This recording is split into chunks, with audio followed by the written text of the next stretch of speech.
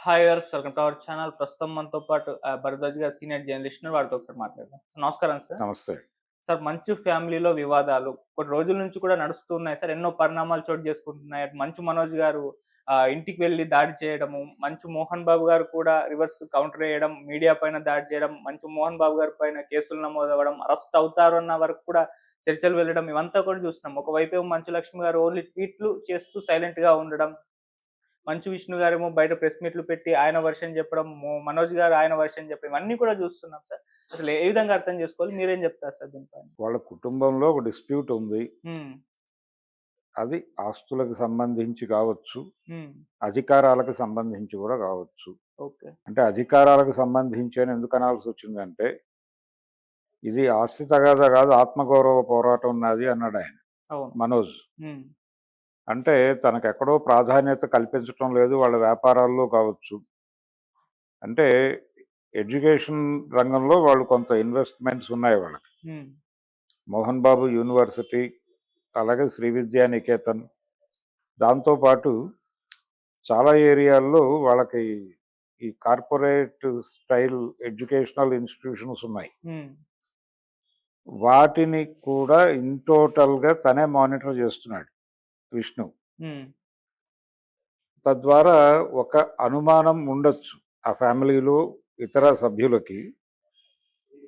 ఈ ఇన్‌స్టిట్యూషన్స్ ద్వారా వస్తున్నటువంటి డబ్బులు ఏవైతే ఉన్నాయో అవి తన సినిమాల్లో ఆయన పెట్టుబడిగా పెడుతున్నాడేమో అనే అనుమానం ఉండొచ్చు. ఓకే. అలాగే రెగ్యులర్ ప్రొడక్షన్ మంచు విష్ణు మీదే నడుస్తోంది. మనోజ్‌తో వాళ్ళు ఓన్‌గా చేసిన ప్రాజెక్టులు తక్కువే. హ్మ్. అతను బయట బ్యానర్స్‌లో చేసిన సినిమాలే ఉన్నాయి. అతన్ని ప్రమోట్ చేయడానికి మోహన్ బాబు గారు 2, 3 పెద్ద వెంచర్‌లు చేసిన మాట వాస్తవం. కానీ ప్రాధాన్యత లెవెల్‌కొచ్చేసరికి సమాన ప్రాధాన్యత ఇస్తున్నారా లేదా అనే ఒక స్కేల్ ప్రతి ఒక్కళ్ళకి ఉంటుంది. ఓకే. ఆ స్కేలింగ్‌లో ఈయన కొంత వెనకబడి ఉన్నాడు అనేది జనరల్‌గా చూస్తే అర్థమయ్యే విషయమే. అలాగే తను చాలా కాలంగా ఒంటరిగా అంటే ఇన్ ది సెన్స్ ఫ్యామిలీతో కలిసి కాకుండా విడిగా ఉంటున్నాడు మనోజ్. హ్మ్.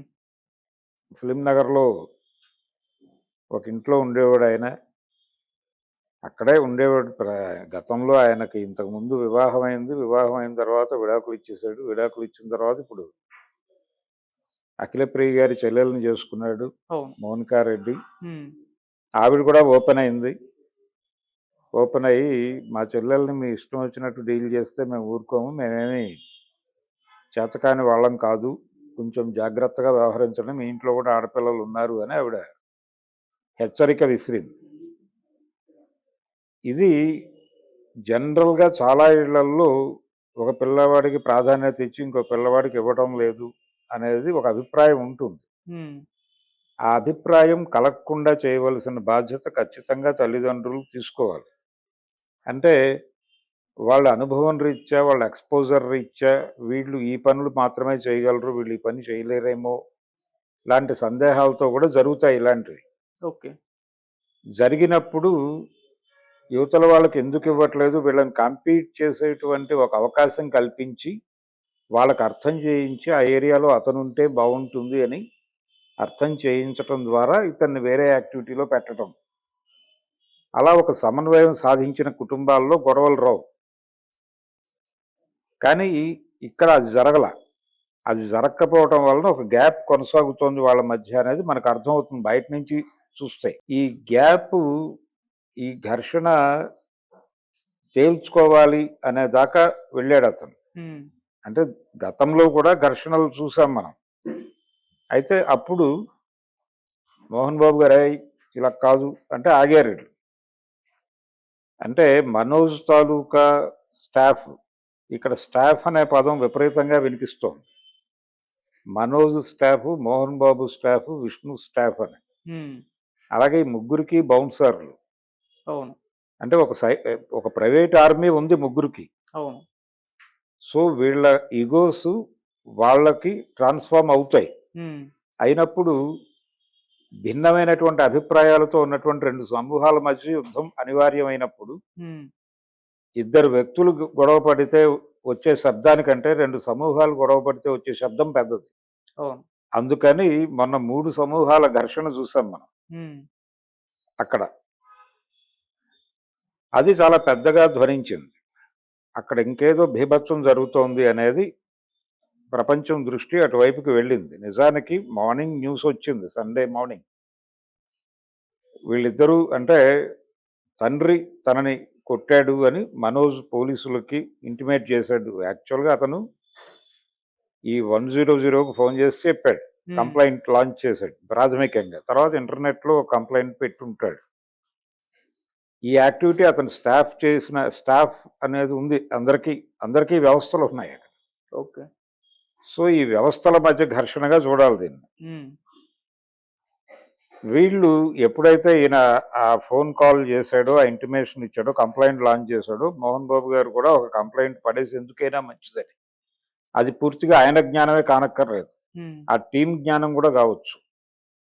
వాళ్ళు కూడా ఒక కంప్లెయింట్ లాంచ్ చేసేసి వాళ్ళకి వీళ్ళకి జరిగినటువంటి ఘర్షణలో ఆయన దగ్గర ఉన్నటువంటి మనిషి, ఆయన స్టాఫ్‌లో మెంబరు లేకపోతే ఆయన స్టాఫ్‌ని లీడ్ చేస్తున్న ఒక క్రియాశీలక వ్యక్తి వచ్చి తనని బలంగా ఇతనితో గొడవపడి వాళ్ళిద్దరి మధ్య కొంత అంటే ఒకళ్ళ మీద ఒకళ్ళు చేసుకునే లెవెల్ ఘర్షణ జరిగింది. దానిలో నిజానికి ఆ కాలు పెయిన్ కూడా అక్కడ సంభవించింది కాదనేది కూడా మనోజ్ చెప్పాడు. అవును. అంతకు ముందు నుంచి ఏదో ప్రాబ్లమ్ ఉంది. ఒక 2 డేస్ నుంచి. ఆ ప్రాబ్లమ్‌తో నేను నడవలేకపోయిన మాట వాస్తవం అని చెప్పాడు ఆయన. హ్మ్. అది చెప్పకపోతే అది కూడా వాళ్ళ అకౌంట్‌లోకే వెళ్ళేది. కానీ తను జెన్యూన్‌గానే ఉన్నట్టుగా కనిపిస్తున్నాడు. హ్మ్. ఇక్కడ మొత్తం సంపద అక్కడ కేంద్రీకృతమై ఉంది.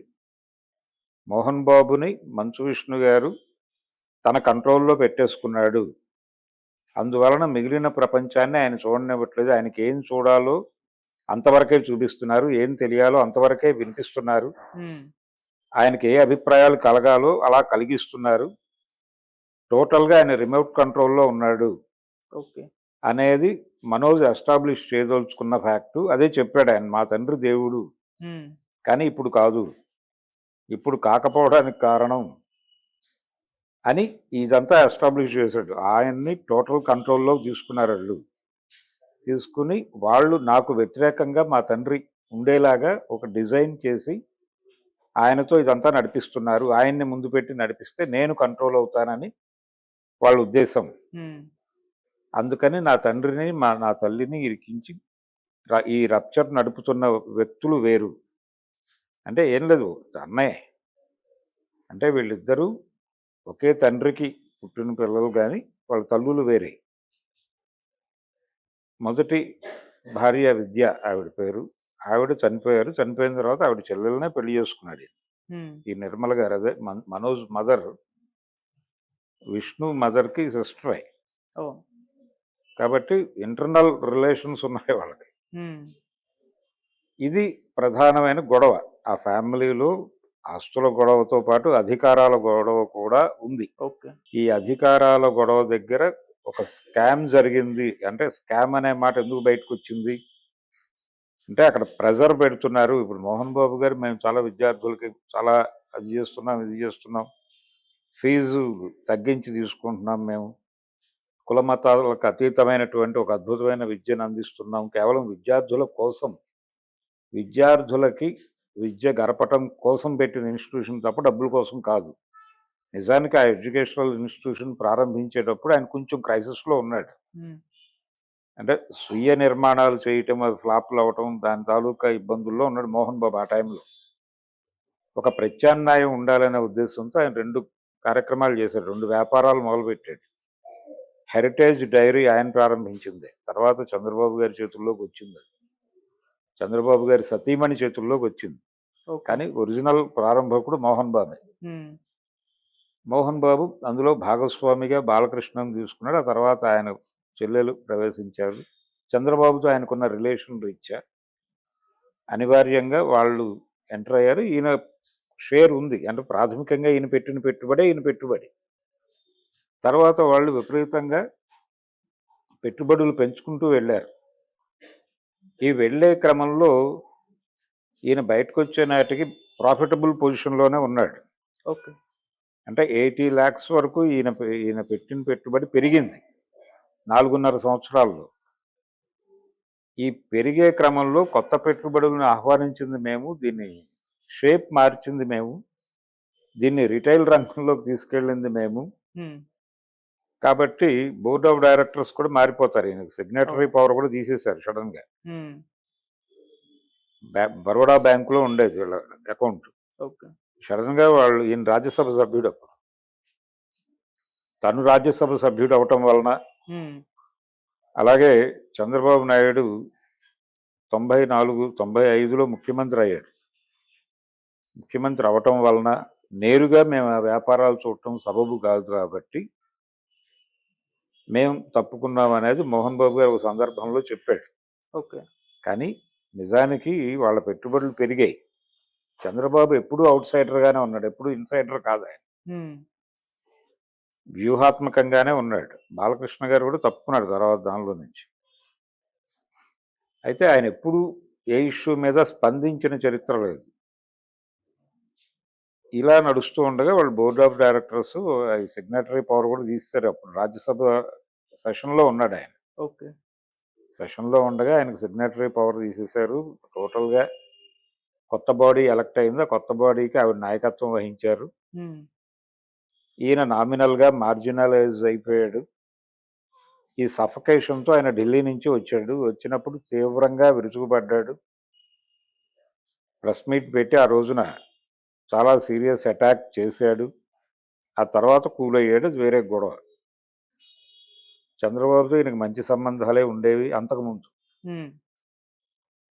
చంద్రబాబుకి ఈయనకి బంధుత్వం ఉంది, వేరే బంధుత్వం ఉంది. ఈయనకి చెల్లెలు వరుస అయ్యే అమ్మాయినే వాళ్ళ తమ్ముడికి చేసుకున్నారు. మోహన్ ఓకే. బాబుకి చెల్లెలు వరుస అయ్యే అమ్మాయిని హ్మ్.